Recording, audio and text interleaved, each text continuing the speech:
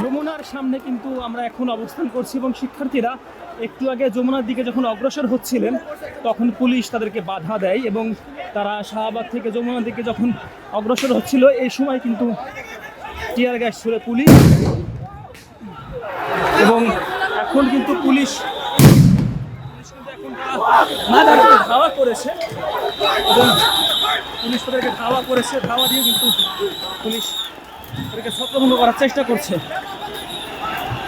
এবং যত শিক্ষার্থী ছিল সবাইকে কিন্তু এই মুহূর্তে পুলিশ ধাওয়া দিয়েছে এবং যমুনা থেকে কিন্তু তারা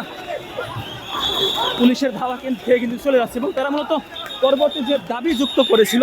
তাদের দাবির মধ্যে বড় দাবি ছিল যে যারা হত্যার হুমকি দিয়েছে তাদেরকে চিহ্নিত করে গ্রেফতার করতে হবে এবং এর জন্য একটি সংস্কার কমিশন গঠন করতে হবে এবং এদিকে শিক্ষার্থীরা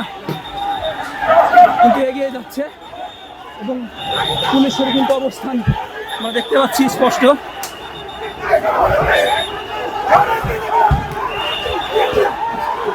এবং এই মুহূর্তে আবারও কিন্তু শিক্ষার্থীরা কিন্তু আবারও দেখতে পাচ্ছেন যে